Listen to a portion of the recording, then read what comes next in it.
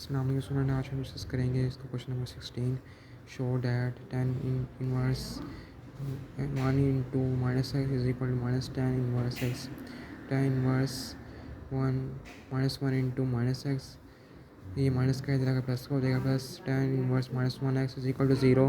Ten inverse minus one into minus x plus x, ये वाला दो अवर में minus into minus x into x is equal to zero. ये formula लगाया है, minus x plus x into one minus into minus x into x is equal to zero. Ten inverse minus one into ये minus x plus x cancel हो जाएगा, zero अवर में minus minus plus हो जाएगा, ये minus minus plus हो जाएगा, one plus x square आ जाएगा, ये एक्स मिल के एक्स स्केयर और ये वाला माइनस माइनस मिल के प्लस एक्स के इक्वल ज़ीरो। तो यहाँ से ज़ीरो को हमने वन प्लस एक्स के डिवाइड किया तो ज़ीरो ही आ गया, ये आंसर हो गया। इसमें चलो सब्सक्राइब कर दे वीडियो को।